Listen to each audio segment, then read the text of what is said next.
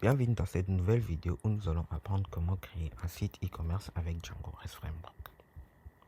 Dans cette vidéo, nous allons apprendre à créer une API REST avec Django REST Framework.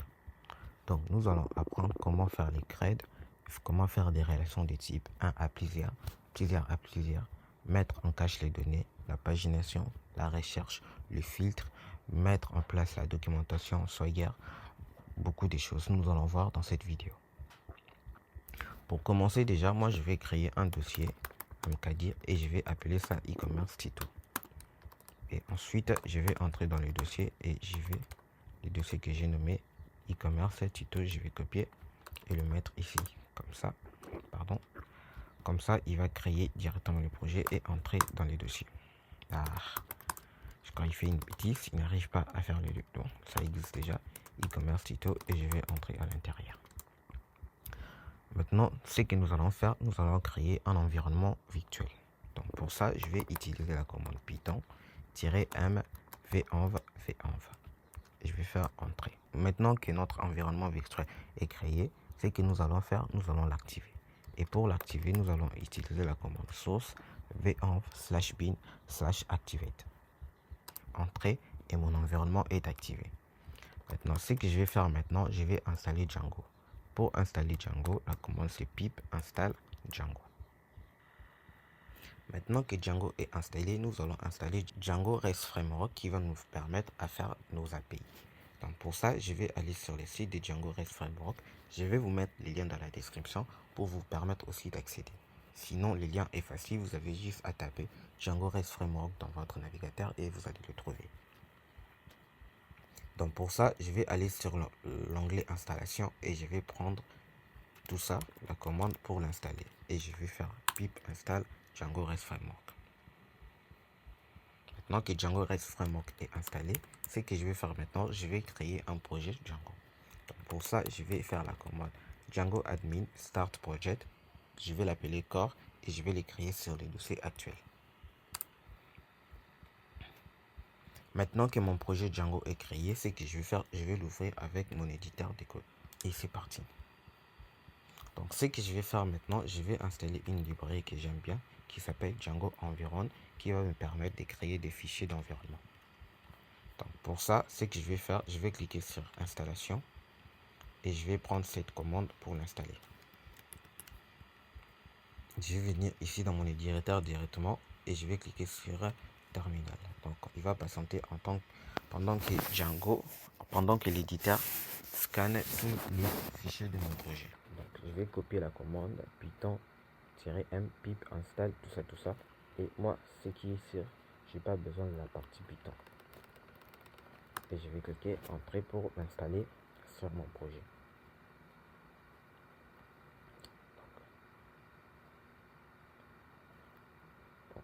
Je crois que parce qu'il est en train de charger, c'est pour ça qu'il me sort tous ces bêtises. Donc je vais le faire directement ici en attendant que... Ah merde. Donc on va pas l'installer globalement.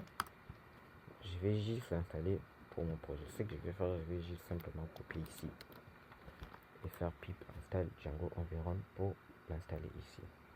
Ceci étant fait, ce que je vais faire, je vais revenir ici et je vais créer un fichier d'environnement. Donc je vais les créer ici directement à la racine du projet et je vais l'appeler .env.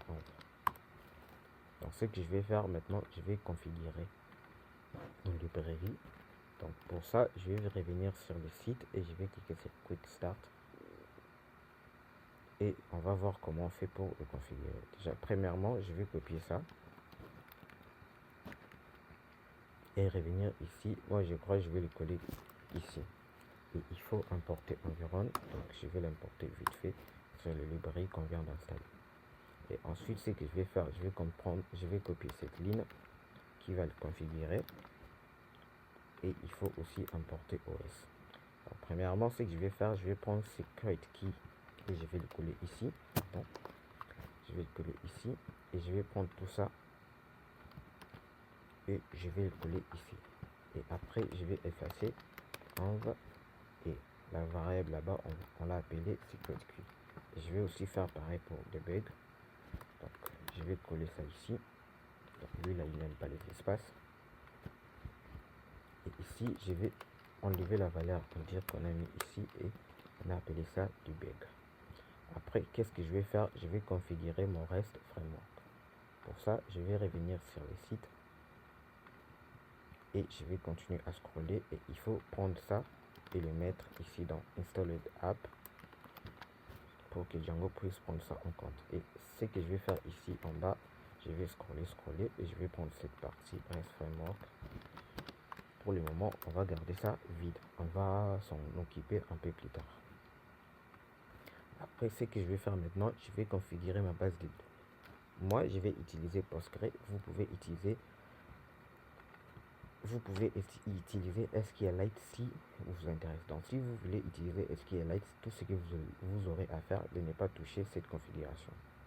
Donc, moi, ce que je vais faire, je vais installer une librairie que j'aime bien pour me permettre de gérer, pour me permettre de communiquer avec PostgreSQL. Donc, on va utiliser cette librairie.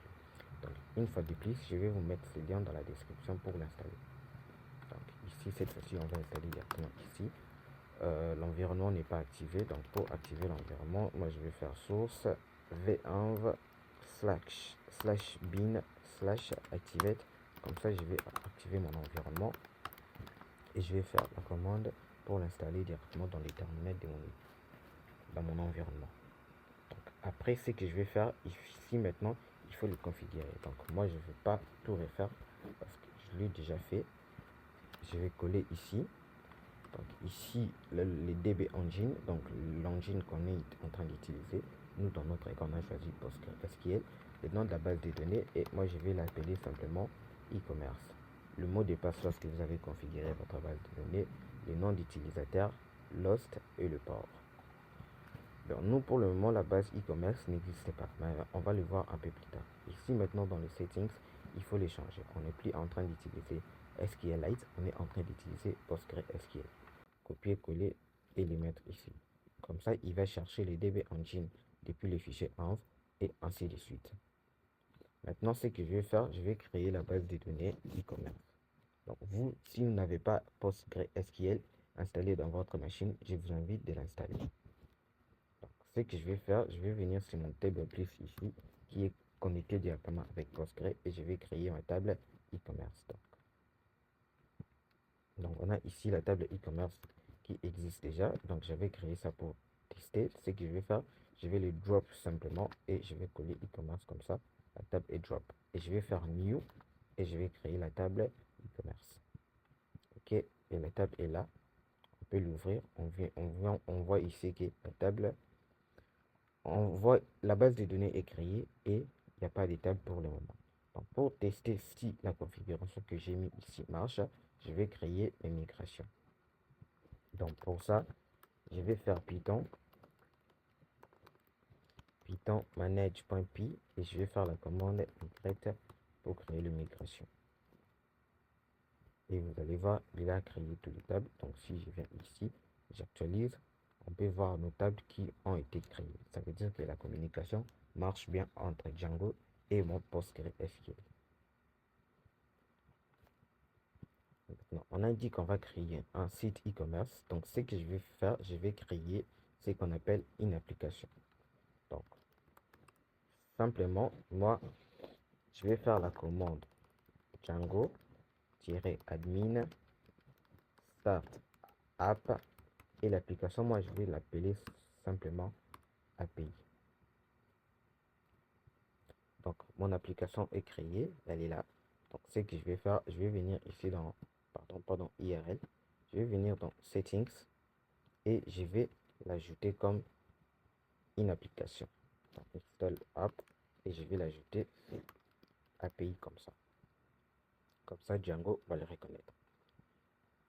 Maintenant, ce que je vais faire, je vais venir ici dans mon application et je vais venir dans le fichier modèle pour commencer à créer mon modèle. Donc, le premier modèle que je vais créer, ça sera le modèle catégorie. Donc, classe catégorie. Et ça va hériter du modèle de Django. Donc, on va créer l'id qui sera un autofield qui va s'incrémenter lui-même et qui sera une clé primaire. On va créer le nom de la catégorie qui sera un char field qui aura le max length de 100 caractères. Donc on va dire que ça sera pas nul et ça sera pas vide. Donc je crois pour la catégorie, ça suffit comme ça. J'ai pas d'autres champs à ajouter. Donc ce que je vais faire maintenant, je vais préparer mes migrations. Donc en faisant la commande plutôt manage make migration. Make migration comme ça avec S à la fin. Il a créé une migration et je vais maintenant le migrer. Donc c'est manage.py migrate. Entrée. Et vous allez voir si je viens ici dans ma table, j'actualise.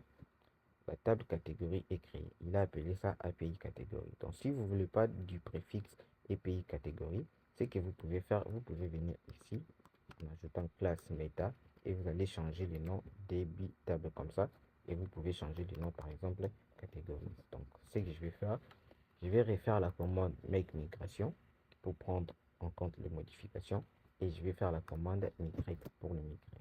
Maintenant, si je viens ici et que j'actualise, c'est plus API catégorie, c'est maintenant catégorise. Donc, je crois que je vais aussi ajouter le champ created at qui sera model feed et qui sera un data time feed auto now. Donc, comme ça, à chaque fois que je vais enregistrer, il va directement le créer. Donc, je n'aurai pas à ajouter manuellement.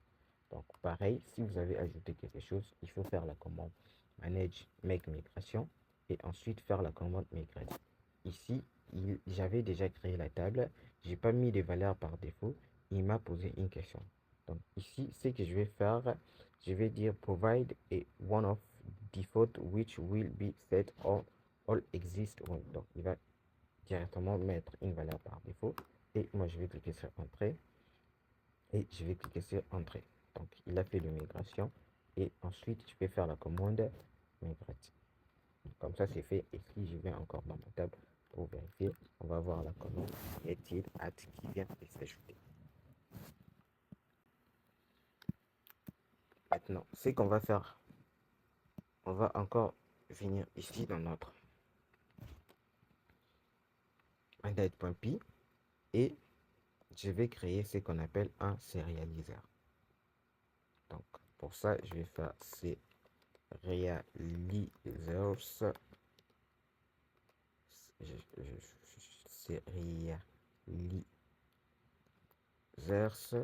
J'espère que j'ai bien écrit. Et on va créer notre serializer ici. Donc je vais appeler ça simplement catégorie serializer qui va me permettre d'ajouter une catégorie, de faire plusieurs choses. Donc ici, nous allons définir les champs déjà, les champs qu'on a dans notre serializer, field, et on va, les champs qu'on va exposer, donc les champs qu'on va afficher lorsqu'on va récupérer une catégorie ou ainsi de suite. Donc on va exposer les champs ID, les champs name et created at. Comme ça, c'est cool. Tout ce que nous avons à faire, c'est ça. Et nous allons juste ajouter notre modèle. Donc, de quel modèle il s'agit-il? Nous, on va dire que c'est le modèle catégorie. Et ensuite, ce que nous allons faire, nous allons créer le viewSet. Donc, ici, moi, j'aime pas appeler ça views. Donc, on va l'appeler viewSets. Comme ça, viewSet. Et pour créer notre viewSet simple, on va créer catégorie viewSet qui va étendre modèle viewSet. Et ce que vous allez remarquer, l'avantage avec Django, il va me créer les méthodes grep directement. Donc tout ce que j'ai à faire ici, c'est définir les query sets. On va mettre notre modèle et on va récupérer tous les objets de notre modèle. Et ici, nous allons définir notre serializer qui est catégorie serializer qu'on vient d'importer ici. Et tout ce que j'aurai à faire, c'est de créer un fichier IRLs. Un fichier IRL et où je vais définir mes IRL ici. Donc ce que je vais faire, je vais créer une variable que je vais nommer IRL patterns comme ça et je vais importer le routeur. Donc router default router et je vais enregistrer mes routes en register et je vais appeler ça segment catégories et j'appelle mes viewSet catégories. Donc et ici ce que j'aurai à faire, c'est juste passer notre routeur. Donc pour ça, je vais appeler path. Si je ne me trompe pas, path comme ça et je vais passer notre routeur. Je vais faire path et ensuite je vais appeler include, donc quelque chose que j'ai pas encore importé et je vais faire router.irl pour récupérer les IRL. Maintenant je vais importer include. Déjà je vais commencer par path, l'importer et je vais l'importer depuis Django IRL Path. Et comme ça me permet aussi d'importer include directement ici. Donc ici, une erreur que j'ai fait include comme ça. Ensuite, j'ai configuré mes routes, mais on ne va pas directement accéder à ça, vu qu'il faut encore l'insérer ici dans les courses. Donc pour ça, je vais venir ici, et je vais faire PAF, comme ça. Et moi, je vais dire que ça sera API. Donc tout ce qui viendra de l'application API, pour accéder à ça, il faut mettre API slash et ainsi de suite. Donc ici, ce que je vais faire, je vais appeler API, bon, truc API, et je vais appeler le fichier IRL que j'ai créé. Donc, ici, il va pleurer parce qu'on n'a pas importé API. Moi, je vais directement l'importer comme ça, API comme ça. Et lui là, il va pleurer, il va pas trouver ça. Donc, il faut le mettre à l'intérieur dans include. Include que j'ai pas encore importé ici. Et je vais mettre comme ça. Donc ici, je vais venir ici, là où on importe les choses. Et je vais aussi importer include. Comme ça, je peux accéder directement à mes catégories. Donc, chose que je vais faire maintenant, je vais lancer le serveur Django, Python manage.py, et la commande pour lancer le serveur, c'est run serveur, et je vais cliquer sur entrée. Donc, le serveur est lancé. Ce que je peux faire, je peux ouvrir maintenant mon Insomnia pour tester mes API. Donc, moi, ce que je vais faire, je vais créer une collection, et je vais l'appeler e-commerce. Tout ce qui est e-commerce qu'on est en train de créer, on va directement les tester ici. Donc, tout ça, je vais fermer. Je fermer, et je vais créer une requête sur cette collection. Ça sera en get, bien évidemment. Et on va prendre l'IRL de notre Django, tout ça, et on va le mettre ici. Et on avait dit pour accéder à ça, il faut faire slash API et slash catégorie, les noms qu'on a définis ici, catégories. Pour accéder à nos catégories, slash catégories comme ça, et je vais faire get. Normalement, on a un tableau vide, vu qu'on n'a pas encore de catégorie. Et je vais nommer cette requête, je vais l'appeler catégories entrée. Et ici, je vais créer une requête en post maintenant pour essayer d'ajouter une catégorie. Donc, je vais le mettre ici, le body, vu qu'on va déjà faire une requête en post. Et le format, je vais mettre du JSON par exemple. Et vous allez voir, si je mets rien et que je clique ici, il y aura déjà, on a une erreur 500 parce que l'IRL doit finir par un slash lorsqu'on fait un post. Et je vais faire send. Comme ça, on voit déjà qu'on nous dit les noms est requis. Pourquoi il me dit les noms est requis? Parce que lorsque j'ai créé ma table catégorie, donc c'était où dans le modèle, lorsque j'ai créé la table catégorie, j'ai dit que le nom ne doit pas être nul et ne doit pas être vide. C'est pour cela Django fait directement cette règle de validation. Donc il va valider mes données et il va voir que le nom est requis, et on me dit ici this field is required. Donc ce que je vais faire, je vais par exemple créer une catégorie. Et catégorie, la première catégorie que je vais créer, je vais appeler ça informatique. Et je vais cliquer sur Send. Donc, catégorie informatique est créée. La date est aussi directement créée. Autre catégorie que je vais créer. Je peux créer une catégorie, par exemple, vêtements, si j'ai bien écrit. Des accents, je m'en fous. Donc, il y a mes deux catégories qui sont créées, informatique et vêtements. Ici, je vais aussi modifier les noms. Je vais appeler ça simplement catégorie. Maintenant, ici, je viens dans les get. Si je récupère bien mes deux catégories. Informatique, vêtements. Donc, on peut aussi tester la méthode patch pour, par exemple, modifier. Donc, je vais modifier le premier. Et la méthode, ça sera put ou patch, on s'en fout. Body et JSON. Donc, ce que moi, je vais modifier ici, ça sera les noms. Au lieu d'informatique, comme ça, informatique. Et je vais ajouter S à la fin. Je vais cliquer sur Entrée. Je crois que ça doit encore finir par un slash entrée, et on voit bien que la catégorie est modifiée. On a bien informatique avec S. Donc je vais aussi enregistrer ça, et je vais en créer pour le post, pour les get, pour récupérer tout comme ça. Et on peut aussi récupérer une catégorie, donc juste en faisant ça, et on récupère la catégorie. Donc pour le moment, on n'est pas encore là. Je vais enregistrer, et je vais catégorise. Cool.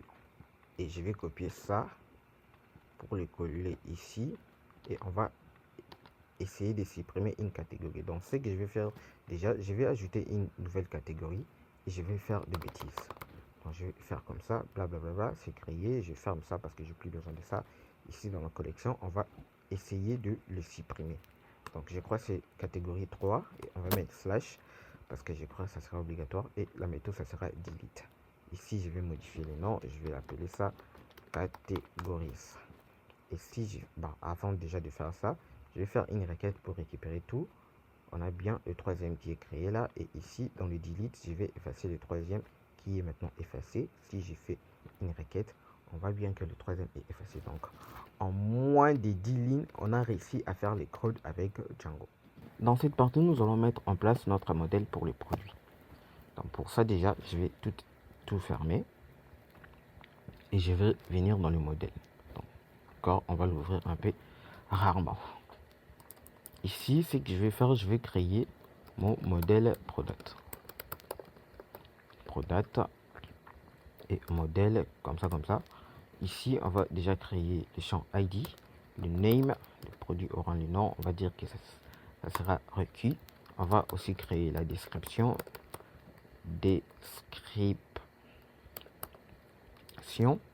qui sera un text field qui sera aussi requis. On va créer le prix. Donc, on va mettre le prix. Et on va aussi mettre la catégorie. Donc, moi, j'aime bien le mettre ici en catégorie, qui sera une relation. Donc, on va mettre foreign key. Catégorie, on delete cascade. Donc, si on veut supprimer cascade. Et je vais ajouter related name. Donc, on va appeler ça product. Qu'est-ce que cela signifie? Lorsqu'on sera sur le modèle catégorie et qu'on veut récupérer le produit associé à une catégorie, on va utiliser ce nom ici qui est product. Donc ce que je vais aussi ajouter, c'est les created at que je vais ajouter ici. Et il y a l'image. Donc image égale modèle.image field. Et on va dire que ça sera pas nil, tout ça, blablabla, ainsi de suite. On va effacer ça. Et on va dire upload. Donc là où les images seront uploadées, les images seront uploadées dans le dossier upload. Donc on va créer un dossier upload et on va créer à l'intérieur un dossier product. Et on va directement vite fait créer ça ici. Donc ça ne sera pas un package Python, ce sera un dossier simple upload et à l'intérieur on va créer un dossier pas un paquet Python. Et à l'intérieur nous allons créer le dossier product où nous allons stocker nos produits. Donc id catégorie non, description prix, image created ad. Je crois on n'a plus vraiment grand chose à ajouter, c'est bon. Et je vais modifier directement le nom de la table ici, classe meta, donc dbtable, on va appeler ça product. Donc ce que je vais faire la commande migrate et vous allez voir Python va me recommander d'installer Pilo qui doit gérer les images. Donc je vais faire Python manage.py make migration entrée et on va ici me demander d'installer Pilo. Donc c'est quelque chose que je vais faire maintenant là. Pip Python. Pip installe Pilo. Donc Pilo c'est une librairie qui va gérer les images. Donc Pilo étant installé, je vais revenir dans ce que je faisais. C'était la commande make migration.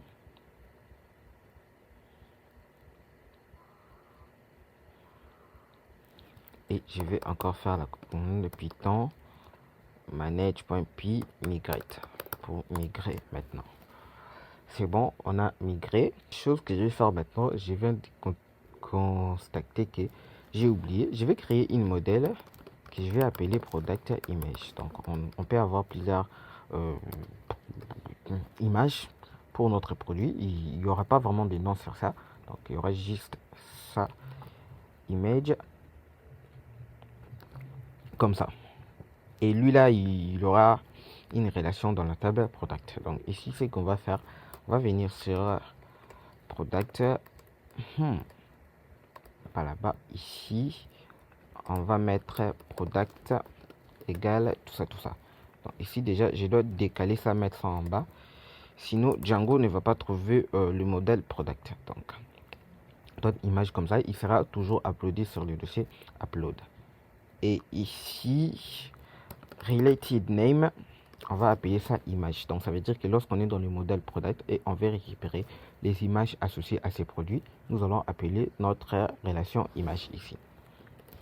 Donc, on va aussi faire pareil, faire make migration et faire migrate. C'est bon. Et je crois que c'est fini avec le modèle. On a créé nos modèles. Ce que nous allons créer maintenant, c'est nos serialisers. Donc moi, ce que je vais commencer à créer, je vais créer un product image serializer. Et ici, vu qu'on va prendre une image, donc je vais le préciser qu'ici, nous aurons un serializer qui sera image field. Et on va dire que ça sera requis. Et ici, on n'oublie pas de définir notre classe méta. On va mettre notre modèle qui sera project images et les champs qu'on va exposer. Donc, nous, les champs qu'on va exposer, ça sera non, product, on va pas l'exposer, on s'en fout un peu du product. On va exposer seulement image, catégorie et pardon, ID et l'image. Donc, c'est fini comme ça. Et nous allons créer notre product serializers. Donc, product serializer maintenant, qui sera notre product. Et lui aussi, il aura une image, donc qui sera l'image principale. Et il y a aussi les images de couverture, je ne sais pas comment appeler ça. Les autres images qu'il faut mettre qui sera une liste des images cette fois-ci. Et dans cette liste, on va dire que le child, ça sera notre product image serializers. Et on va dire que ça sera seulement read only. Donc on va l'afficher seulement lorsqu'on va créer, mettre à jour et ainsi de suite. Ok. Et ainsi de suite. Et read only, je crois qu'il faut mettre false. Pardon, ici c'est pas read only, c'est write only. Comme ça, il sera affiché seulement pour la création, la modification. Et ici, ce qui nous intéresse aussi, c'est la catégorie ID. Donc, lorsqu'on va enregistrer le produit, on doit aussi enregistrer la catégorie associée. Donc, pour ça, donc, ici, ce que je vais faire, c'est réaliser primaire key. Et ici, query set, on va mettre notre modèle. Et on va aussi mettre la source qui est seulement catégorie, donc les champs qu'on a créés dans notre modèle. Et ici, on va dire aussi que ça sera white only. Donc ici maintenant on va définir notre classe méta et dans classe méta on va mettre tout ce qu'il faut mettre. Donc déjà les query set qui sera notre modèle, donc pas query set pardon, le modèle qui sera notre product et on va aussi mettre les champs qu'on veut exposer. Donc id, name, catégorie, image, created as, images et il y a aussi catégorie id qu'il faut exposer. Donc, je crois qu'on a aussi oublié description, comme ça, si j'oublie pas. Et je vais jeter un coup d'œil dans le modèle pour voir ce que j'ai oublié. Donc, il y a aussi le price qu'il faut mettre ici, price. Donc, maintenant, c'est cool. C'est que je vais faire maintenant là. Je vais venir ici et je vais créer def. Je vais surcharger la méthode create. Donc parce que lorsqu'on veut créer, il y a plusieurs images qui ne sera pas enregistrées directement dans notre modèle product. Donc on doit l'enregistrer dans le modèle product images. Donc pour ça, je vais créer une variable que je vais appeler new images. Donc je vais appeler ça simplement images underscore data et on va les récupérer depuis ici. Donc on va faire pop pour le retirer. Donc c'est pas image, c'est image avec s qu'on va retirer. Et ici, qu'est-ce que je vais faire? Je vais créer product et on va enregistrer notre produit selon le document qu'on a, les données qu'on a réussi à la requête. Et maintenant, nous allons enregistrer notre product image. Donc, je vais faire product images comme ça et je vais l'enregistrer. Cool. Donc ici, on va pas directement enregistrer comme ça, sinon ça va pas marcher. Il faut faire une boucle. Donc je vais appeler ça data in images data. Donc, ici je vais simplement faire ça, et ici au lieu de faire tout ça, je vais écrire image parce que c'est le nom, image, et ça sera pas directement comme ça. Donc on va récupérer data et on va récupérer l'image et on va l'enregistrer. Donc du coup je crois c'est fini avec ça. Donc on va juste démarrer les serveurs pour voir si ça marche. Donc je vais arrêter le serveur et je vais démarrer les serveurs en faisant la commande python je suis où là, python manage.py, et puis on va faire run serveur. Donc si les serveurs démarrent, ça veut dire que on n'a pas d'erreur. Donc on n'a pas d'erreur, et on se voit dans la prochaine vidéo où nous allons mettre en place la documentation Swagger. Dans cette partie maintenant, c'est que nous allons voir comment mettre en place la documentation OpenAPI. Ce que je vais faire, je vais me rendre sur mon navigateur et je vais chercher DRF Spectacular. Et je vais cliquer ici sur la documentation pour l'installer. Donc, je vais cliquer ici. Ça va me ramener vers un dépôt GitHub qui va me permettre de l'installer. Donc, pour ça, on va scroller et on va prendre ce qui nous intéresse. Nous, dans notre cas, c'est cette ligne de commande que je vais copier et je vais les mettre sur mon terminal. Donc, j'ai pas besoin des dollars qui me sert à rien. Il faut les supprimer. Donc, le DRF Spectacular est installé. Maintenant, ce que je vais faire, je vais venir dans les settings et je vais ajouter des trois choses. Donc, premièrement, nous allons l'ajouter dans nos applications. On va l'ajouter ici et on va scroller. On va aussi l'ajouter ici dans notre REST Framework. Donc, pour ça, nous, notre REST Framework, je l'avais mis ici. Donc, on va coller. Et ensuite, on va aussi ajouter cette partie. Donc, je vais copier et on va les mettre ici. Donc, ça là, pour le moment, on n'a pas besoin de ça. Et ici, ce que je vais faire, je vais changer les titres. Je vais l'appeler e-commerce API. Et la description aussi, on va rien écrire de grave. On va juste écrire e-commerce API documentation.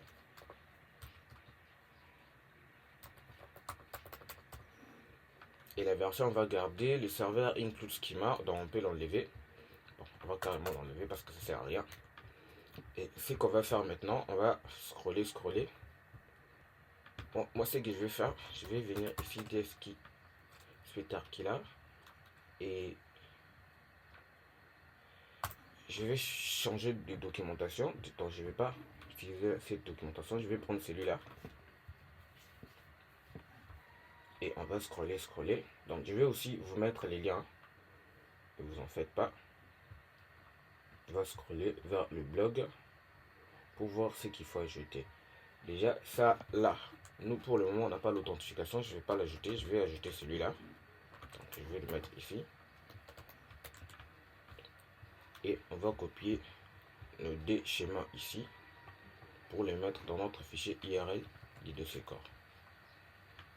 Donc, on va dans les corps et on va dans IRL et on l'ajoute ici. Donc, il faut ne pas oublier déjà d'importer ça. Ça aussi importer. Et ce que je vais faire maintenant, je vais démarrer mon serveur. Donc, pour démarrer, j'ai fait python manage.py run server, entrée, et mon serveur est démarré. Donc je peux cliquer ici. Maintenant, je vais me rediriger vers l'IRL /API/docs pour voir la documentation. Et on voit bien que notre documentation a été générée directement. Donc on a nos catégories qui, je peux tester, je peux cliquer sur try it. Donc si je teste, on a bien nos catégories qu'on avait enregistrées précédemment. Maintenant, je vais ajouter le viewset product. Donc pour ça, je reviens dans notre API viewset ici et je vais ajouter le viewset product. Donc pour ça, je vais faire product viewset comme ça, et ça va étendre du modèle viewset. Et puis à l'intérieur, ce qui est important, on lui donne la classe, on lui donne aussi les serialisateurs à utiliser. Moi, ce que je vais faire, je vais un peu modifier les serializers. Donc get serializer class, et je vais modifier ça en fonction de l'action. Donc si on est en train de récupérer tout le produit, donc on va utiliser un serializer qu'on n'a pas encore créé. Donc si on est en train de faire une action pour récupérer un produit, donc on va utiliser cette serializer cette fois-ci. Et si on est en train de faire une action de type create, on va utiliser un product. Donc on va aussi utiliser cette serializer. Ce que je vais faire maintenant, je vais venir dans les dossiers serializer et je vais créer une serializer pour récupérer la liste des produits. Donc vous allez voir, on va grandement le simplifier. Donc je vais copier, coller ici et on va l'appeler product list serializer. Et dans ces serializers, il y aura des choses qu'on n'aura même pas besoin de ça. Par exemple, la catégorie ID, j'aurai pas besoin de ça. Les images, j'aurai pas besoin de l'afficher. Il y aura encore quoi? La méthode create, on s'en fout un peu. Et puis, on aura besoin de l'idée, le nom, l'idée de la catégorie. Celui-là va afficher l'idée de la catégorie. Si je ne récupère pas la catégorie, il va l'image, le created at, les images, ça, on s'en fout un peu. Et puis, celui-là, de toute façon, on a enlevé ça. La description, le prix. L'image, oui, on aura besoin de ça, donc on va garder. Ou carrément, je vais l'enlever parce qu'on n'aura pas besoin de ça. Et ici, au lieu de read only, je vais faire write only. Donc, c'était une erreur de ma part. Et ici, au lieu de récupérer product serializer, donc on va faire product list serializer. Et ici, on va expliquer à la documentation de OpenAPI quel viewset, quel serializer il doit utiliser et quand. Donc pour ça, je vais ajouter le décorateur schema view. Et ici, on va reprendre ce qu'on a fait ici. Donc ce que je vais faire, je vais écrire list et je vais appeler mon extended schéma cette fois-ci. Et on va dire pour la réponse, on va retourner product list serializer. Donc, pareil pour retrieve, il faut mettre aussi retrieve. Et la réponse de retrieve, on va récupérer product serializer et many. Ici, on va mettre false parce qu'on ne va pas récupérer plusieurs. Et puis, pour create, pareil, serializer. Et ici, la réponse ne sera pas D101. Donc, je ne crois pas qu'il sera D101. Donc, on va mettre D100. Ou carrément, vous pouvez l'enlever, hein, c'est pas grave. Et maintenant, ce que je vais faire, je vais maintenant venir sur mon navigateur et je vais actualiser pour voir s'il a ajouté ça dans la documentation. Patiente. Bon, c'est normal parce que je n'ai pas ajouté ça dans les IRL. C'est que je vais faire venir ici dans l'IRL et ajouter product. Sinon, la documentation ne va pas le trouver. Product. Puis ici. Product viewset comme ça. Comme ça, c'est bon. Je peux venir ici actualiser. J'actualise.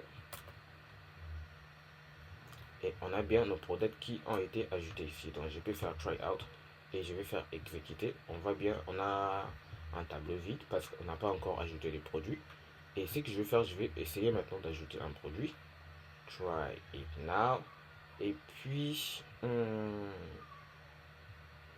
déjà, la manière dont il m'a proposé pour ajouter le produit, on ne veut pas de ça parce que ça va nous compliquer. Il y a des images à envoyer et si on fait ça, ça sera un peu compliqué. Donc, ce que je vais faire, je vais revenir ici sur mon serializer, product serializer. Elle est où? Ici.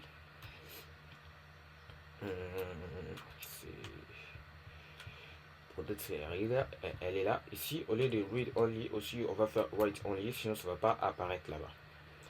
Donc, ici, ce qu'on va faire dans le viewset, on va dire qu'ici, il doit parser la classe. Donc, on va prendre le multipart form data.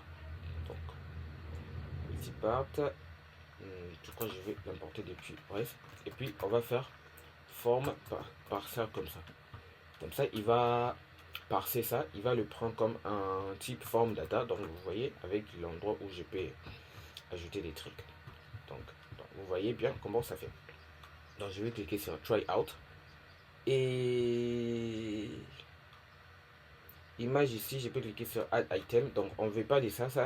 Il nous prend des images de type chaîne de caractères. Non, nous, on ne veut pas des chaînes de caractères. Ça doit être de type champ pour qu'on puisse chercher dans notre ligne. Donc, pour ça, ce que je vais faire, je vais venir toujours ici dans la documentation. Je ne sais pas si c'est cette documentation. Donc, je ne crois pas que c'est cette documentation. Je vais écrire DRF spectaculaire.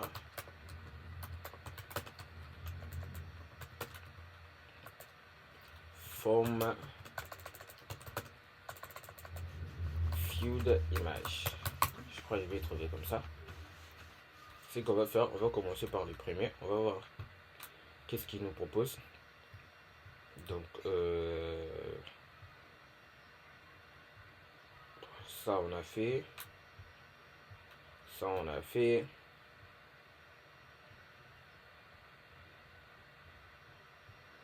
Tout ça c'est fait, tout ça c'est fait. Donc je crois qu'il faut ajouter ça. Donc on va venir ici dans Settings qui se trouve dans Core Settings et on va l'ajouter ici. Normalement, tout devait être calé. Donc, si j'actualise, on vient ici, on va voir s'il a changé les types de champs. Yes, ça a changé. Et je peux cliquer Try Out Now. Maintenant, avec celui-là, il n'a pas changé. Je ne sais pas pourquoi. Donc, je crois qu'on va revoir les serializers. Image. Bon, ce que je vais faire pour le moment, je vais juste copier ça. Et l'ajouter ici. Et on va voir après pourquoi cela ne marche pas. Donc, je vais ici, j'actualise.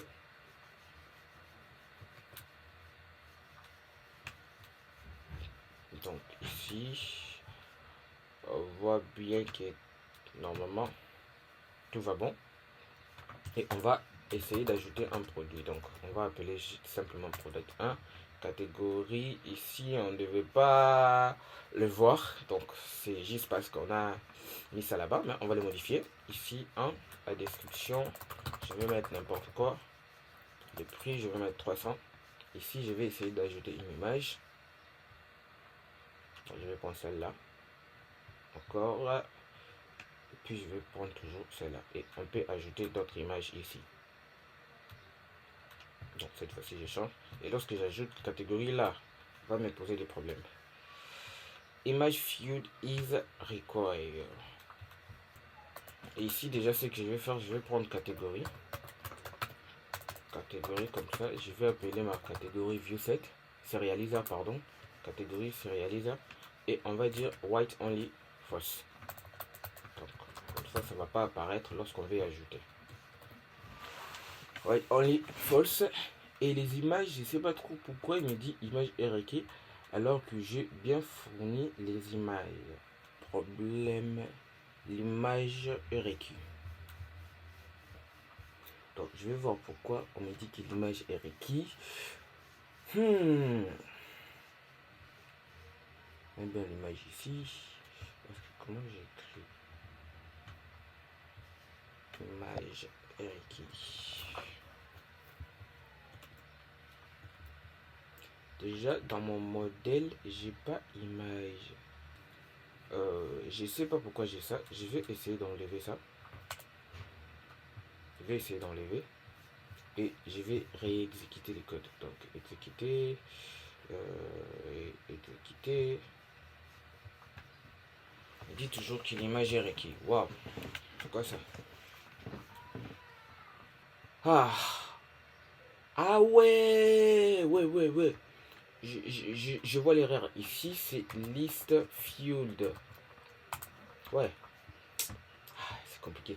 Ici, c'est list field et non list serializer. Ouais, je vois l'erreur maintenant.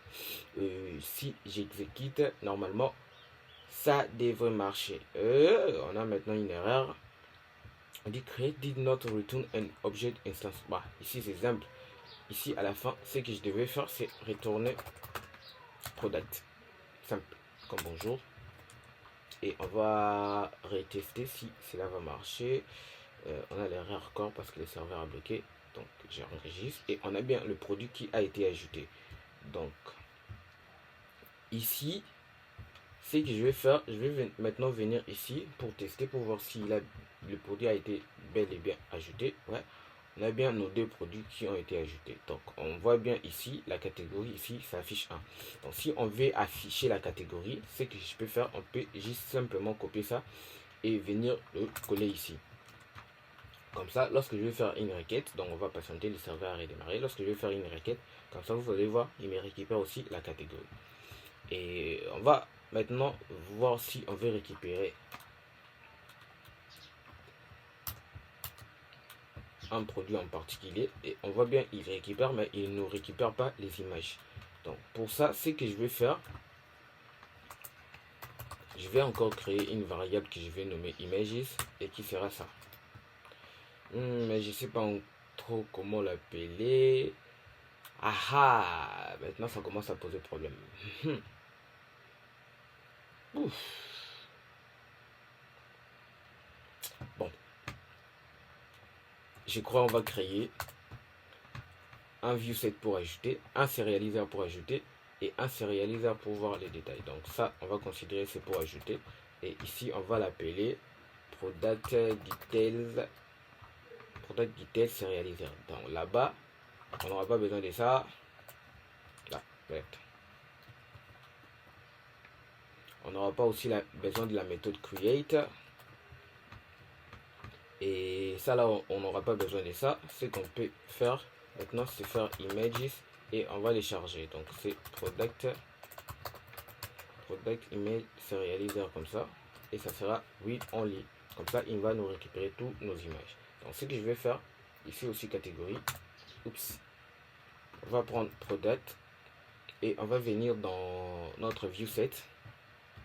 C'était où, donc on va dire lors du retrieve, tu vas utiliser ce viewset. Donc on va aussi mettre ça ici, lors du retrieve, tu vas utiliser ce viewset. On va l'importer, cool. Et puis ce qu'on peut faire, donc faire une requête, on fait encore la requête, et on voit bien, il nous récupère bien nos produits, mais il récupère seulement les idées. Il ne récupère pas les images. Donc pour ça, je viens ici, dans mon image, j'ai bien... Bon, ici c'est parce qu'il est en write only. Donc on va carrément supprimer ça. Comme ça, il va nous afficher les images. Donc j'exécute. Et on a bien nos images associées à nos produits. Dans cette vidéo, c'est que nous allons voir comment mettre en place la recherche et le filtre. Déjà, ce que je vais faire, je vais ouvrir mon dossier settings. Parce que c'est par là que nous configurons tout.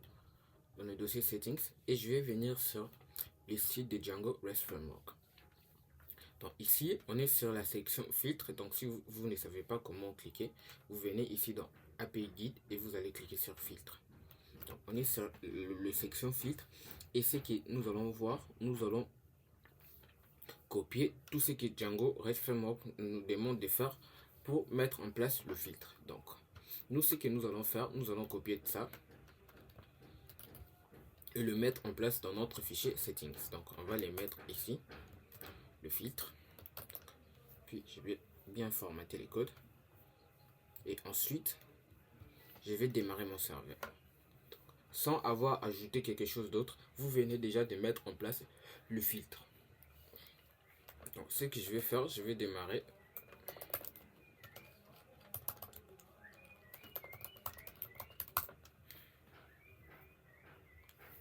Et j'ai une erreur, donc je dois installer le filtre, donc chose que j'ai pas fait. Donc, on va voir si il nous a mis ça. Donc on doit faire cette commande pour installer la partie filtre. Donc je vais arrêter mon serveur et je vais faire la commande pip install django-filter. Et ce que je vais faire, je vais l'ajouter dans mes applications. Donc toujours dans settings et je vais venir ici là où il y a mes applications et je vais ajouter cette application. Donc tout ce que nous avons à faire, c'est ça, pour mettre en place le filtre. Et je vais démarrer les serveurs.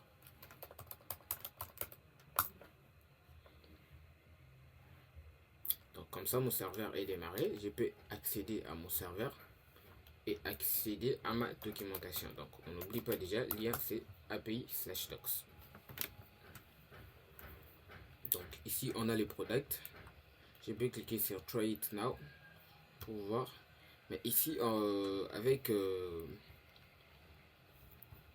l'Open API, j'ai pas vraiment, je sais pas vraiment trop comment faire, à moins qu'on puisse mettre ça en place pour expliquer à Django qui doit aussi afficher la partie filtre sur notre API.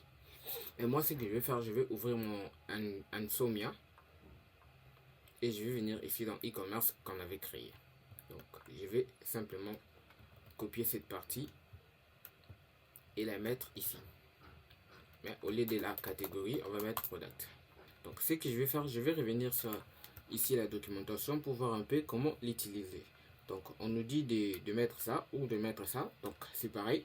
Si on met ça, il va le mettre globalement. Si on met ça, il va le mettre dans un view en particulier.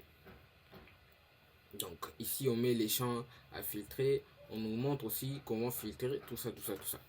Donc, moi, ce que je vais faire, je vais aussi faire pareil. Je vais copier les deux. Et je vais venir ici dans le view set et je vais venir dans mon product view set. On va bien utiliser Django filter, sauf que nous on va pas filtrer par catégorie. Moi je vais dire que je vais filtrer par non. On peut filtrer par non et on peut aussi filtrer par bon, j'ai pas vraiment grand chose. On peut aussi filtrer par prix. Donc ici c'est mis en place. On va tester si ça va marcher. Donc j'ai fait une requête pour envoyer.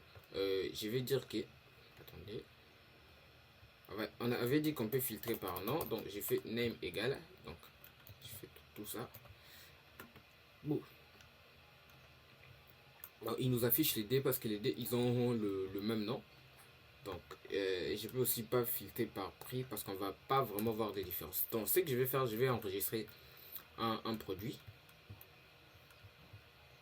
Donc ici dans product post, je vais enregistrer un produit et je vais appeler ça n'importe quoi. On va choisir une image. Cette fois-ci, je vais pas choisir plusieurs images. Je vais choisir la catégorie, mettre la description et puis les prix. Je vais mettre comme ça. Je vais encore changer les prix ici et changer aussi les titres. Comme ça, c'est fait. On a nos 4 produits enregistrés maintenant. Donc, si j'envoie, maintenant, on voit qu'il y a les 2 produits parce qu'ils ont le nom. Et si je fais comme ça, il nous affiche tous les 4 produits. Maintenant, on a vu comment mettre les filtres. On va maintenant voir comment mettre la recherche en place. Donc, pour la recherche, il suffit d'ajouter search filter. Search filter comme ça.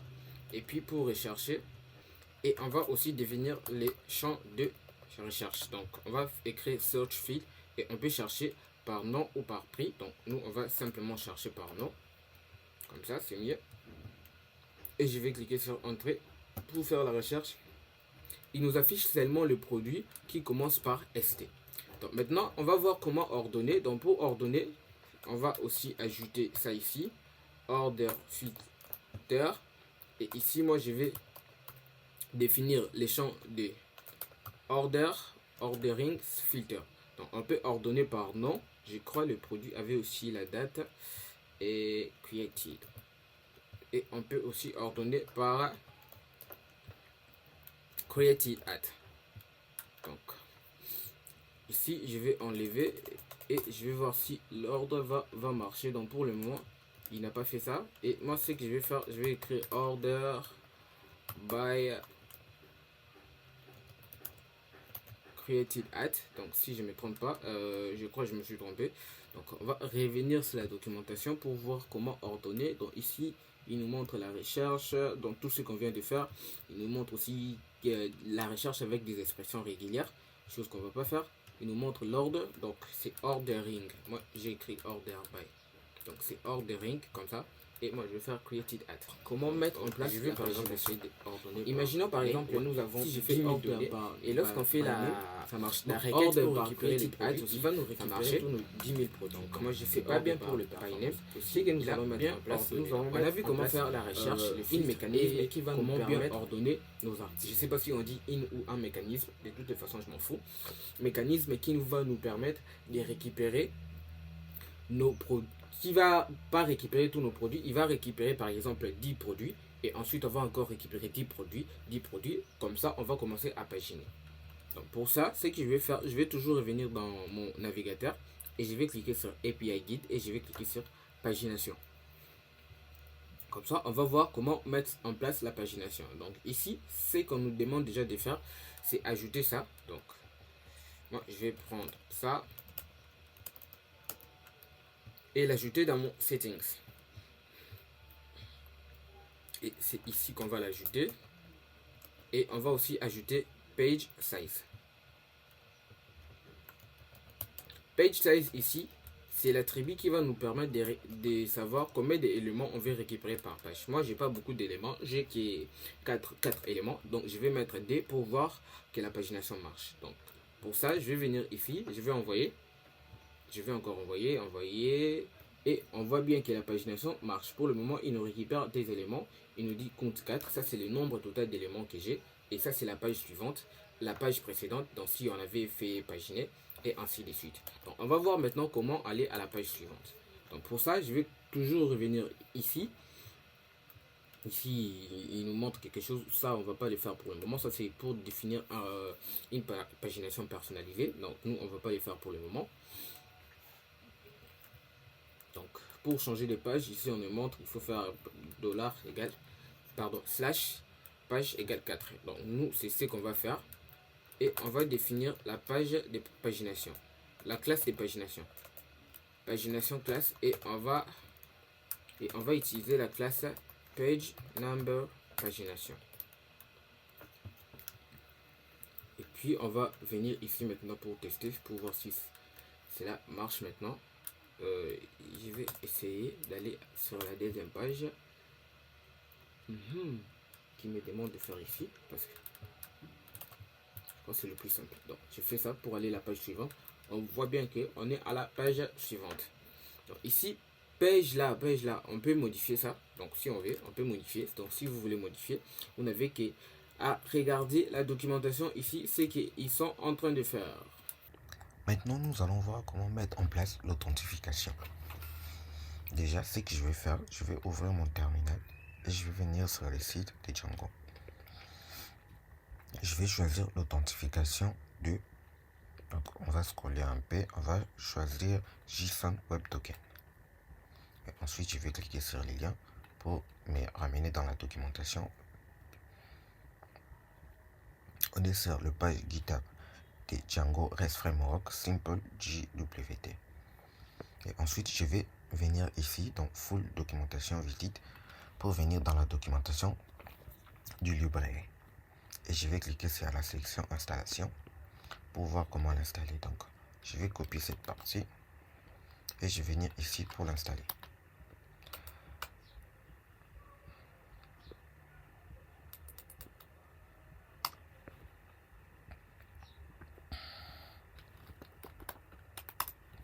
Ici étant installé, maintenant je vais les mettre dans mes applications. Donc pour ça, je vais venir dans Core Settings. Et je vais continuer la documentation. Je vais voir bien comment l'installer. Déjà, il faut copier ça et les mettre ici dans notre partie REST Framework qui est là. Et cette partie, on n'a pas besoin de ça. Et je vais juste formater le code comme ça. Et ensuite, ce que je vais faire, je vais venir ici et l'ajouter dans les applications. Donc pour ça, je vais venir toujours dans Settings, Installer App et je vais les mettre ici. Donc c'est fini avec l'authentification. Ensuite, je vais venir dans mon URL et je vais venir ici. Je vais copier les deux liens ici, les deux chemins, et je vais les mettre ici. Donc le premier, ça sera pour m'authentifier et le deuxième, c'est pour rafraîchir les tokens. Donc pour le moment, on n'a pas encore d'utilisateur. Je vais ajouter un serializer et un viewset pour créer un utilisateur. Donc pour ça, je vais venir ici et je vais l'appeler simplement create user serializer. Et ça va étendre du serializer modèle serializer. Ceci étant fait, je vais créer la classe meta et je vais d'abord définir le modèle. Le modèle qu'on va utiliser, c'est user. Et les champs que je vais utiliser, c'est email, password et username. Donc on va créer quelques règles ici. Comme ça, si la personne veut créer l'utilisateur sans email ou adresse email, il doit être requis parce que par défaut, Django met les usernames à nullable. Donc le mot de passe, on va juste l'afficher. Donc on va pas l'afficher. Et on va aussi dire que le mot de passe est requis. Donc on va dire require. Donc on va faire pareil pour. Donc déjà ici, ce que je vais faire, je vais prendre tout ça.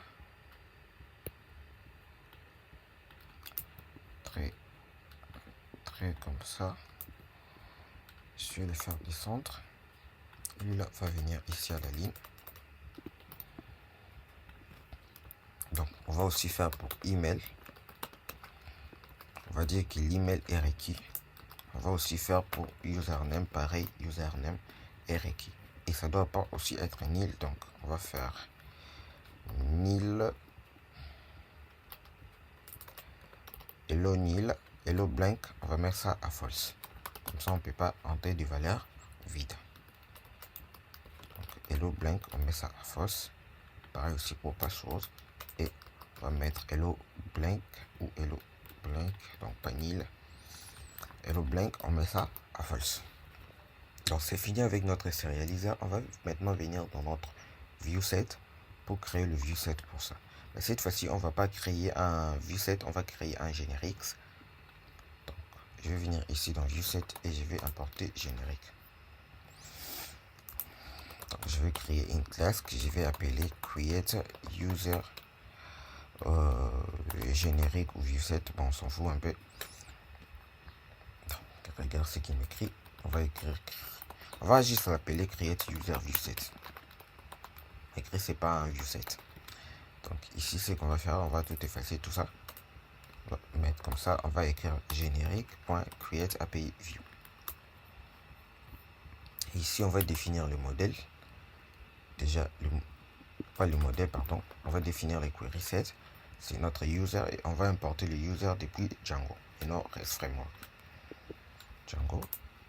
Il faut aussi importer les serializer class. Donc, serializer class. Et notre serializer class s'appelle create user viewset.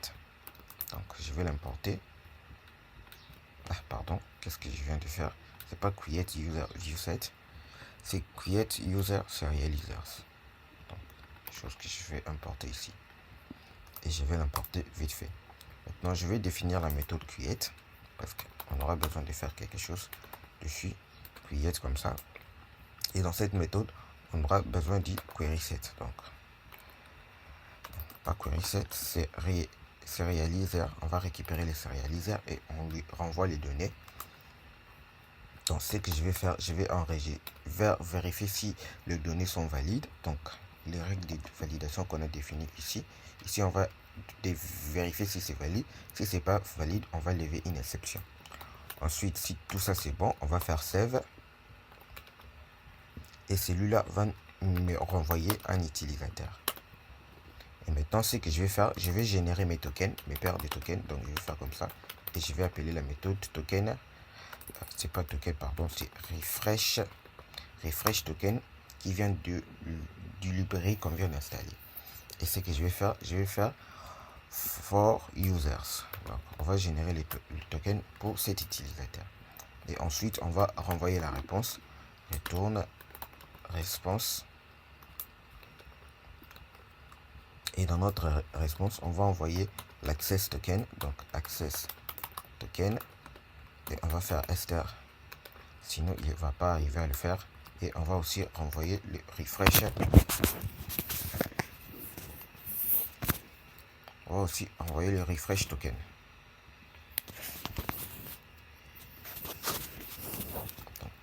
ici on va faire refresh underscore token comme ça. Et on va pas oublier déjà de mettre les statuts. On va dire http underscore http underscore ok. Je crois que c'est http descend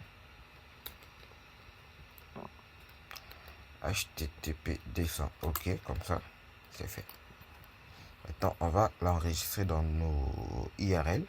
Donc pour ça je vais venir ici et on va pas directement l'enregistrer dans un routeur ici parce que c'est un générique, ça va pas marcher. Donc moi je vais faire comme ça et on va appeler simplement la méthode register. Donc la route ça sera register pour créer un compte.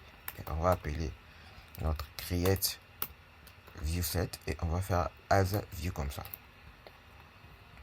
Donc on a mis en place l'authentification. Ce que je peux faire maintenant c'est démarrer les serveurs python manage.py et je vais faire run server. C'est run server comme ça et on voit qu'il n'y a pas d'erreur, donc a priori tout va bon. Ici ce que je vais faire maintenant slash API docs et ici on va voir on a une erreur. Je vais venir dans le code, je vais venir dans la console pour voir c'est quoi l'erreur.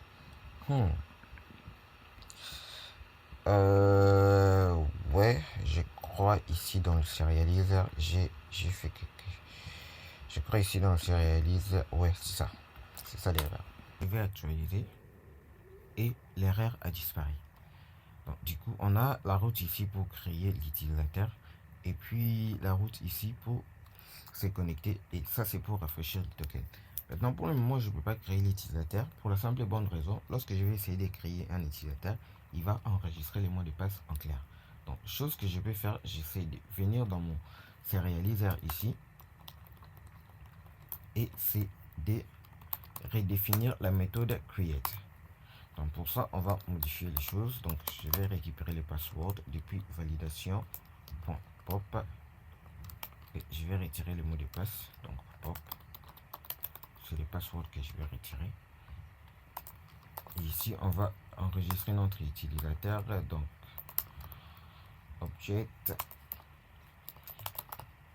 object.create, on passe les données et on va récupérer cet utilisateur qu'on vient de créer, user comme ça. Et puis ici ce qu'on va faire c'est user.set password et puis on va passer le password qu'on avait retiré en haut et on n'oublie pas de retourner l'utilisateur, sinon celui-là il ne sera pas content. Donc comme ça c'est fait.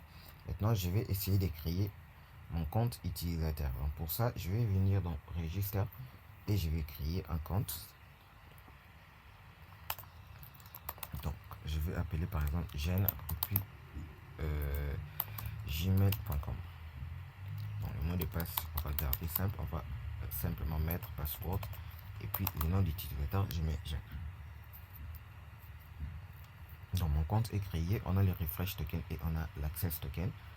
Je peux venir ici maintenant dans mon token pour m'authentifier et pour m'authentifier simple je mets mon nom d'utilisateur et je mets le mot de passe password comme ça et puis je clique sur exécuter et on me dit no active account found. Pourquoi j'ai ça? Donc déjà je vais visiter ma base de données. Il m'a bien créé les comptes. Je pense qu'ici j'ai oublié quelque chose. Donc c'est ici j'ai oublié de faire user.save. Ici je pense je vais pas faire create directement, je vais faire comme ça, user, je passe les données, je modifie le mot de passe et puis je fais save. Donc on va recommencer le processus de création du compte ici. Donc Genius, je vais mettre mon nom comme ça et je vais mettre Genius. Donc je vais créer les comptes. Le compte est créé, on a l'access token et le refresh token. Et puis ici, je vais m'authentifier avec cet utilisateur que je viens de créer. Et on a bien les refresh tokens et l'access token. Donc maintenant, chose que je vais faire, on va protéger la méthode store update et delete de notre product view set. Comme ça, on va empêcher les gens qui ne sont pas authentifiés d'accéder à ces pages. Donc pour ça, on va écrire permission classes et on va mettre is authenticated read only. Comme ça, il va simplement protéger la méthode. Il va pas protéger la méthode list et retrieve, et tous les autres méthodes, il va les protéger. Donc on va aussi le mettre dans catégorie viewset ici. Donc pareil. Et maintenant, on va venir ici pour tester. Donc par exemple, on va fermer ça. On va aussi, ça c'est déjà fermé. On va aussi fermer ça. Et je vais venir par exemple ici pour ajouter un produit. Donc je vais essayer simplement de faire try it now. Et lorsque j'exécute, déjà on ne me donne pas la possibilité d'exécuter. Je recommence. Lorsque j'exécute, je vais essayer de remplir. Notre catégorie, notre prix. Bon, je sais pas pourquoi il me laisse pas les choix d'exécuter. Je vais carrément actualiser la page. Poste, je reviens ici. Ah, je n'arrive toujours pas à exécuter. Je vais essayer avec catégorie ici. J'exécute. Là ça marche. On me dit bien que l'authentification provider, l'authentication credential were not provided. Donc je vais essayer ici catégorie. Donc cette méthode, on est bien d'accord qu'on n'avait pas protégé ça. Et on voit bien nos catégories. Donc on ne peut pas ajouter si on n'est pas authentifié. Donc si vous voulez tester avec OpenAPI, donc ce que vous devez faire, c'est vous authentifier déjà. Ah, la flemme de m'authentifier. De vous authentifier avec l'utilisateur que vous avez créé, password. Je m'authentifie, j'ai bien le token, je prends l'access token et je vais venir ici dans authorize et mettre les tokens ici authorize. Comme ça je suis autorisé et je peux tester les posts. Donc normalement ça devrait marcher. Donc ici on va dire blablabla, on va écrire n'importe quoi et je vais cliquer sur exécuter. On voit bien que la catégorie a été ajoutée parce que je suis authentifié. On va voir après comment mettre les permissions et empêcher carrément les utilisateurs d'ajouter les catégories ou les produits sinon ils n'ont pas la permission de le faire. Alors, bienvenue dans cette nouvelle vidéo où nous allons voir comment mettre en place la partie commande. Déjà, pour commencer, je vais venir dans le modèle et je vais créer le modèle commande. Donc, ça sera un modèle simple. Donc, on va l'appeler order et il va dépendre du modèle. Et ici, déjà, on n'oublie pas la clé primaire et on va mettre le prix total. Donc, on va appeler ça total price. Total underscore price. Ce sera un modèle et ça sera un float. Donc ça sera pas nil et ça sera pas vide aussi. Donc, et puis je vais aussi mettre la quantité. On a écrit que c'est inutile, mais je vais le mettre quand même. Et je vais aussi mettre created at, mais ici on va l'appeler ordered date ou ordered at. Donc je préfère ordered at et ça sera enregistré automatiquement. Maintenant, nous allons créer une table qui va stocker les éléments des commandes. Donc, on va appeler ça order item. On va créer sa clé primaire et on va mettre les produits associés. On va aussi spécifier si cela appartient à quelle commande. Donc, commande.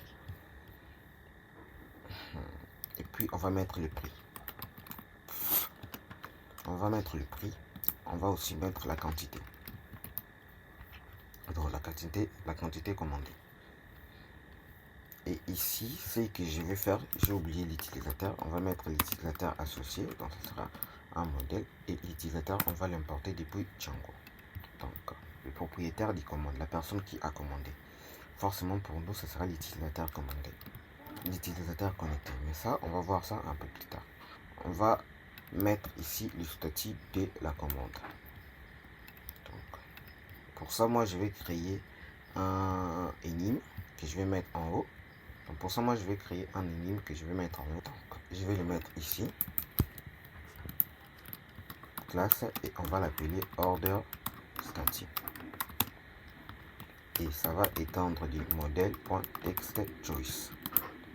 Comme ça, je vais définir mes statuts. On aura le panier qui sera en attente. On aura aussi delivered qui sera livré. On aura cancelled qui sera annulé. Et on va garder les trois statuts. Je vais les mettre ici. Donc je vais appeler ça statut égale modèle charfeed égale charfeed. On va définir la taille maximum. Donc on va mettre 20. On va mettre les choix. Dans le choix, on va utiliser cette classe ici. Et on va prendre le choix par défaut pending. Donc lorsqu'on va enregistrer une commande, ça sera en attente par défaut. Donc après ça, je crois que c'est fini avec le modèle. Tout ce qu'on a à faire, c'est de faire une migration. Donc pour ça, la commande est Python manage.py make migration. On va préparer déjà make migration. Et puis on va faire la commande migrate qui va créer les champs dans la base de données. Migrate comme ça. Super. Maintenant, vous savez déjà, l'étape suivante, c'est de venir dans le serializer et créer le serializer. Donc, je vais commencer par le order item serializer. Vous allez voir pourquoi. Serializer, le temps du modèle serializer. Si j'ai oublié quelque chose, order item serializer comme ça. Et déjà, on aura besoin du product ID pour enregistrer. Donc, on définit notre product. Et puis, write only, oui, ce sera juste pour écrire source product. Mais je ne sais pas si j'ai appelé ça product. Donc, on va vérifier vite fait ici dans mon order item. J'ai appelé ça product comme ça, oui. Ensuite, nous aurons besoin du order ID. Donc, on va faire pareil, serializer.primary related field. On met les commandes. On met ça à write only, à true. Et source, on va appeler ça simplement order. Et on va définir notre classe meta. Le modèle à utiliser, c'est order item. Ensuite, le field qu'on va exposer. Donc, l'id. Il y aura aussi la commande order product. Et on aura aussi besoin du price. Est-ce que j'ai appelé ça price? On va venir ici pour voir. Ouais, price et quantity. Et on n'oublie pas nos deux champs qui sera order ID. Nos deux champs qui seront order ID et product ID qu'on va mettre ici. Parfait. Donc maintenant, on va créer les serialisers pour order. Donc, ici déjà, je vais prévoir la partie order product comme ça. Product serializer. Et puis menu, on va mettre ça à false. Ça c'est simplement pour lire read only. Et puis pareil pour order. J'ai pas encore créé ça, donc ça va un peu me compliquer ici. On va voir ça après. Mais ici, je vais créer mon order. Donc, je vais appeler ça add order item. Add order serializer.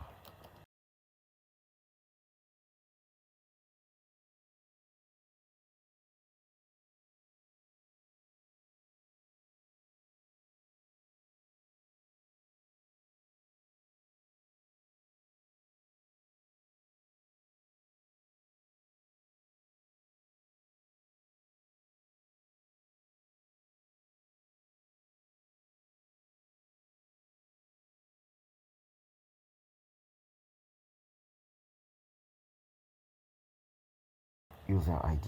On aura aussi les items, donc order items. Et ce qu'on va faire ici, serializer.listField child. Et le child, ce sera notre order item serializer. Et on va mettre main ici à false. Et après ça, on va mettre ça à write only. Comme ça, c'est bon. Maintenant, je vais définir meta. Je mets le modèle. Je mets les champs que je vais exposer. Donc, à part user ID et items, on aura aussi besoin d'exposer ID de la commande. Et puis, qu'est-ce qui va nous intéresser pour la commande? Le prix. On va aussi mettre les prix. Donc, comme ça, c'est bon. Je crois que c'est fini avec ça. Et je vais venir directement dans le viewset. Dans le viewset, je vais créer mon order viewset.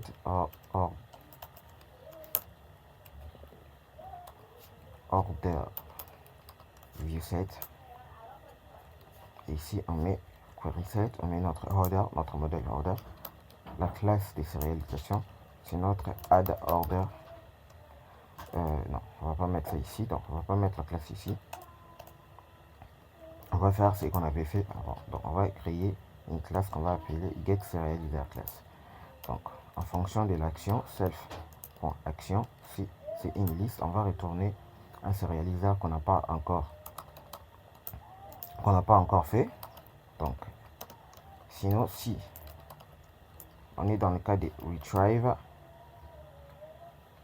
pardon, action égale retrieve, on va retourner notre add order serializers. Et ici, si l'action, pardon, j'ai fait une bêtise, si l'action est create, on va retourner notre order serializer qui se trouve ici. Donc comme ça.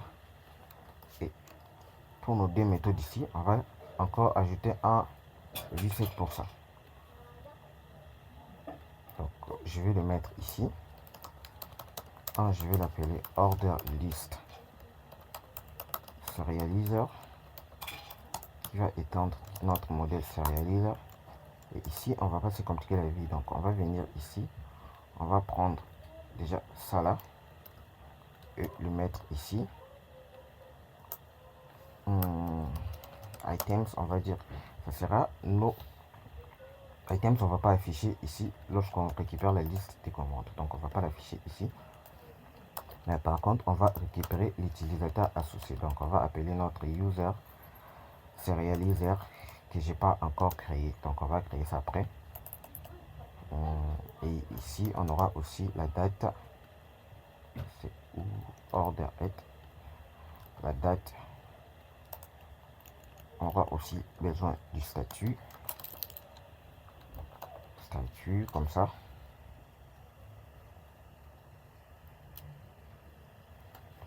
On aura encore besoin de quoi? Quantity.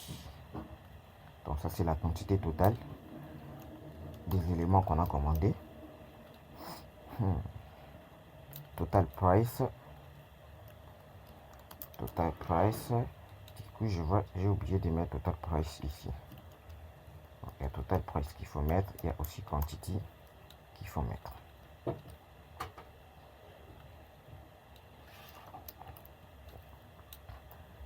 C'est bon. Et ici, je vais créer un user serializer classe user serializers.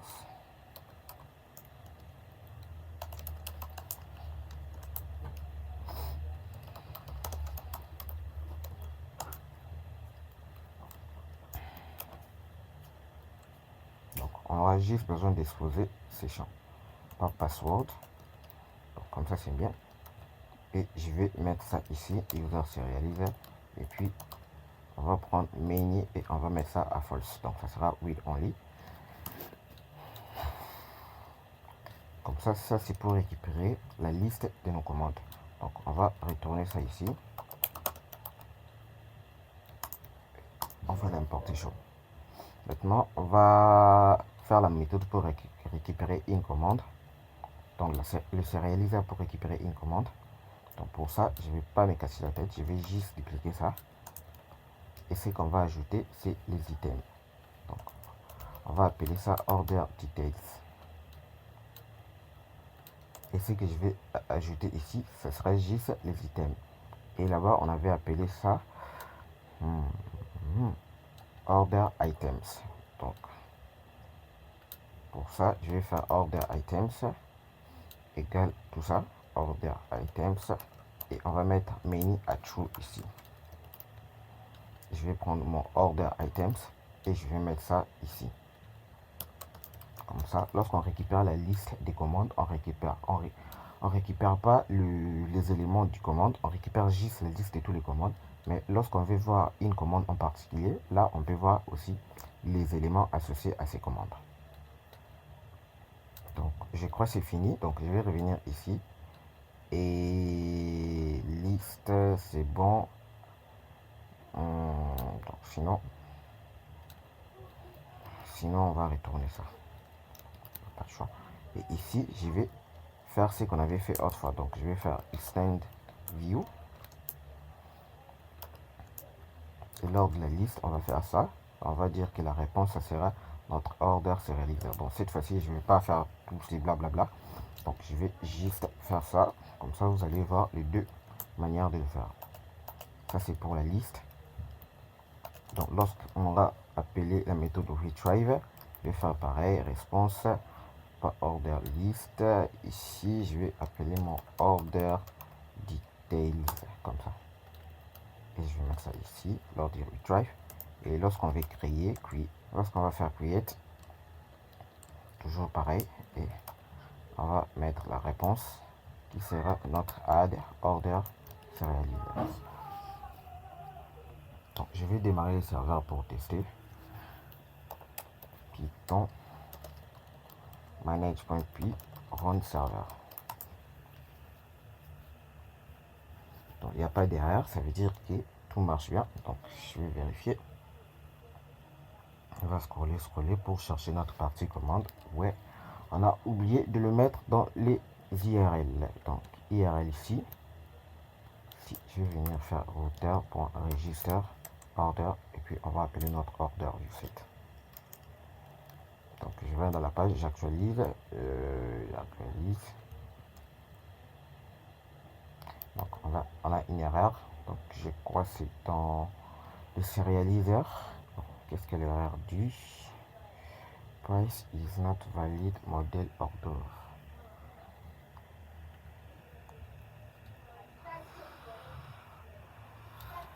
Je crois que c'est lui-là qui me pose problème. Price, il n'y a pas de price dans order.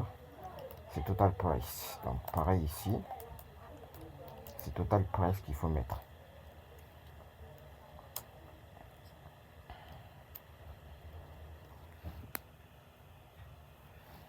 On a toujours des erreurs. Donc, on va vérifier cette fois-ci. C'est quoi l'erreur? Add order. Add order. Price. C'est pas price. C'est total price. Donc, on va actualiser. Et on voit c'est bon maintenant. Donc, on va vérifier la partie commande. Donc, je vais déjà faire une requête pour récupérer la liste des commandes. J'exécute. Given token. Je crois que c'est les tokens. Donc, je vais close. Je vais logout comme ça. Il ne va pas vérifier les tokens. Les tokens avaient expiré. Et on voit bien ici, j'ai pas de commande. Donc, si je viens ici dans la méthode ici pour commander, je vais faire try it now.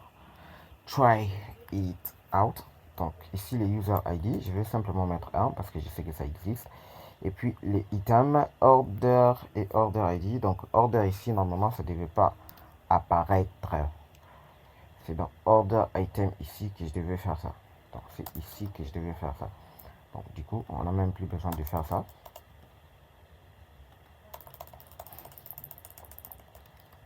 Et dans la page, si j'actualise,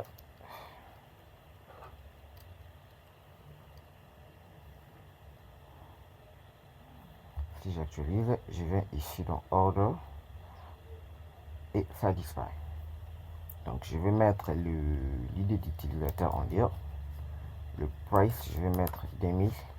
La quantité, je vais dire par exemple 2. Et puis order ID aussi, je sais pas pourquoi on a mis ça. On n'a pas besoin de mettre order ID. Vu que ici, create et order ID, c'est dans quelle classe déjà? C'était dans order items. Dans order ID, on va simplement l'enlever.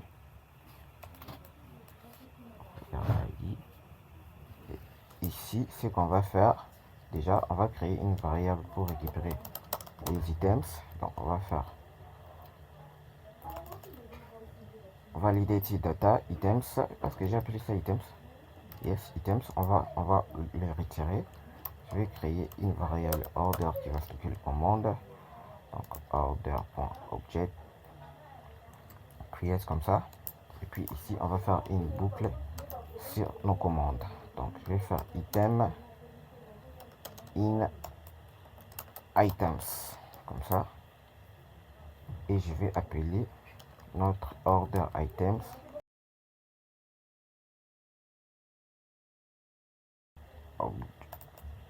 object point create. Je lui passe les items. On va faire simplement comme ça. Je lui passe les items. Et ici, je vais passer la commande associée order égale notre order. Donc, on va tester pour voir si cela va marcher. J'actualise.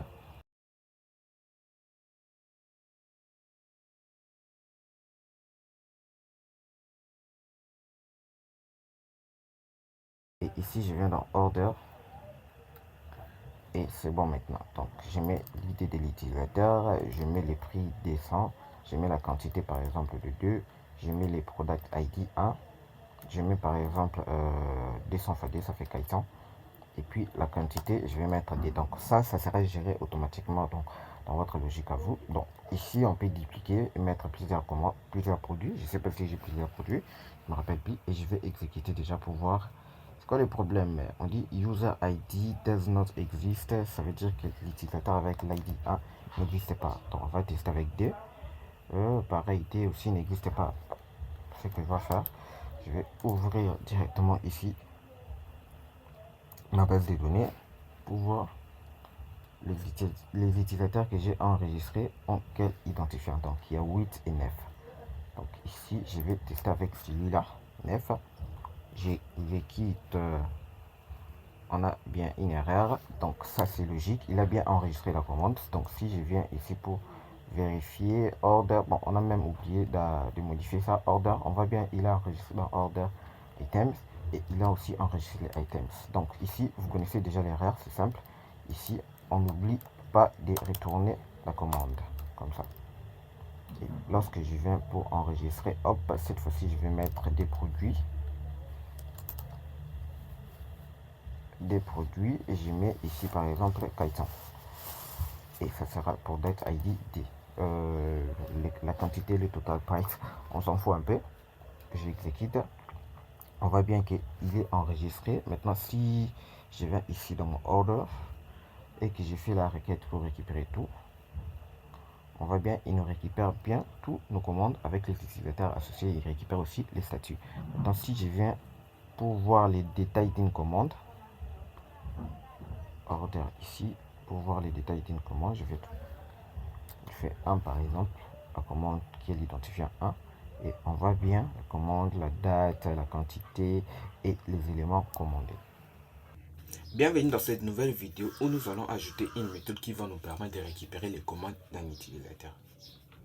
Donc on avait créé le viewSetOrder qui nous permettait de récupérer toutes les commandes et les détails d'une commande.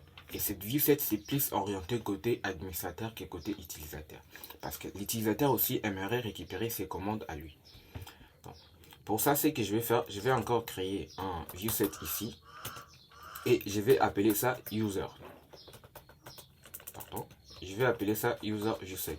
Et dans ces viewset, on va mettre tout ce qui est en rapport avec un utilisateur. Donc, ça va étendre les je suis dans le serializer, pas viewset. Donc, on va pas le mettre ici, c'est dans le viewset qu'on va le mettre. Et on va étendre dit serializers, et pardon, viewset. Et on va utiliser cette fois-ci un générique viewset. Et ici, on va définir notre méthode à nous. Donc moi, je vais l'appeler simplement order. Donc on est dans le user viewset. Si on voit order comme ça, je vais mettre S. Si on voit order comme ça, ça veut dire qu'on veut récupérer les commandes de cet utilisateur. Nous, dans notre cas, ça sera l'utilisateur connecté. Donc ici, il faut mettre la requête. Donc il aura besoin de la requête et il aura aussi besoin de deux trucs. Donc ici, déjà, je vais définir une action. Donc l'action va me permettre de définir les routes personnalisées, tout ça. Details.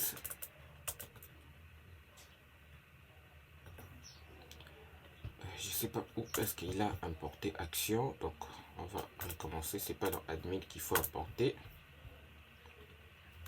Je vais ici, j'ai fait $action. Il faut l'importer depuis décorateur.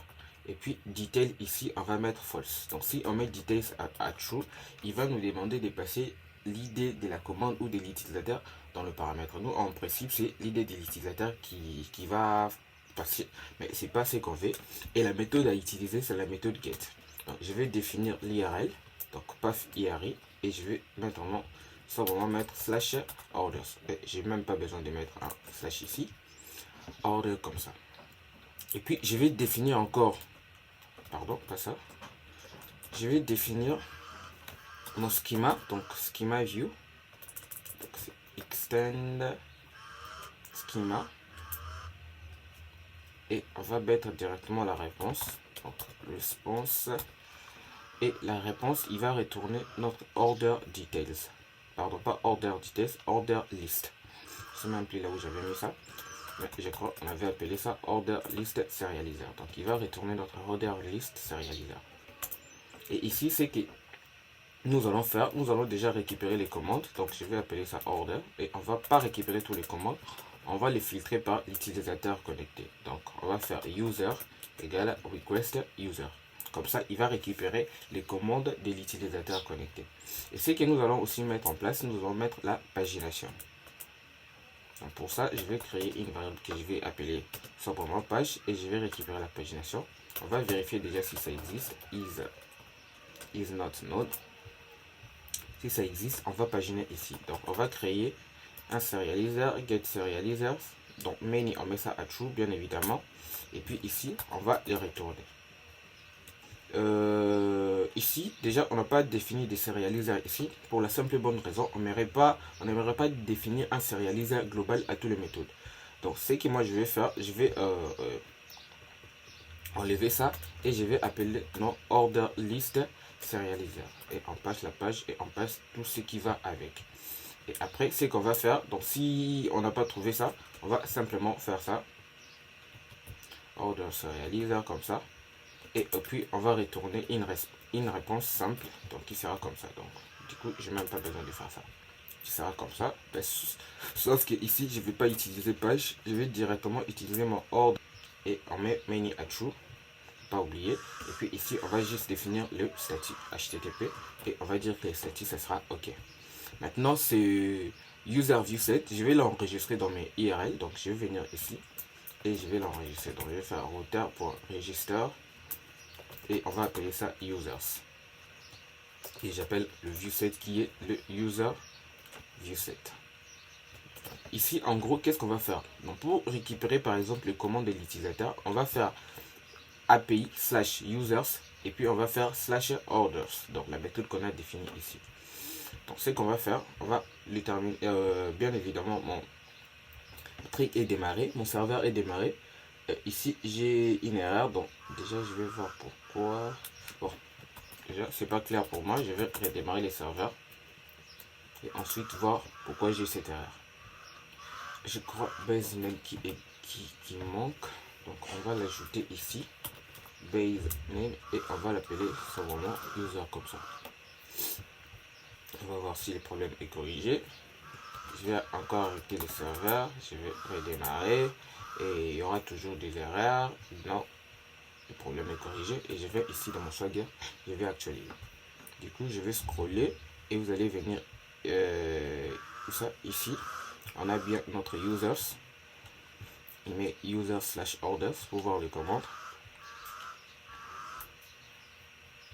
Et pour le moment, si j'exécute, normalement, j'aurai rien parce que j'ai pas fourni les tokens. Mais non seulement j'ai pas fourni les tokens, je vais aussi protéger la méthode. Donc, permission classe.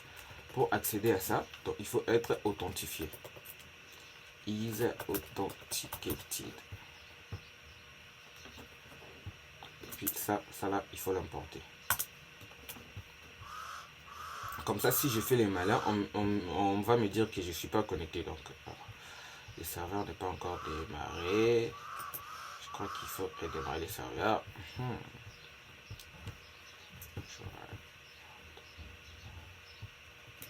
Donc, ça, c'est pas le message sur lequel je m'attends. Mais bon, c'est pas grave. Donc, je vais me connecter. Je vais me faire logout. Je crois que c'était ça le problème.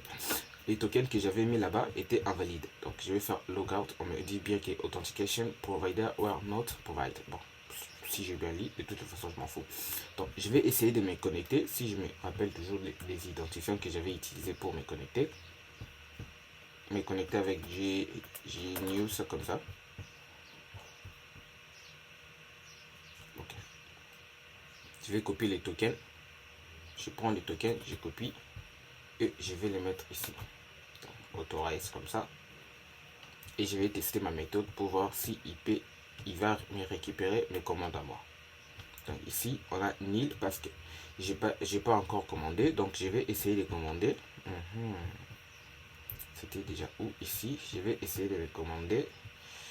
Chose que je vous avais dit ici, il ne faut pas mettre l'idée de l'utilisateur en bridge. Donc je crois que c'est mieux de récupérer directement l'idée de l'utilisateur connecté. Et nous, on va encore mettre ça en bridge. Donc c'est l'utilisateur qui a l'identifiant 10 qui est connecté.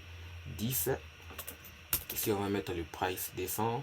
La quantité 1. Le product, je vais mettre le product 1. Total price, je vais mettre à 200. Tout ça, ça sera géré par votre logique à vous. Donc ici, les prix, on ne va pas le mettre manuellement. On va mettre le prix en fonction du produit. Donc, on va récupérer directement le prix du produit. Ou carrément passer l'idée du produit et on va faire une requête derrière pour récupérer les prix du produit exact. Donc, cela dépend de vous. Moi, je vais faire exécuter. On voit bien que j'ai commandé. Et je vais cliquer ici pour voir mes commandes. On voit bien les articles que j'ai commandés.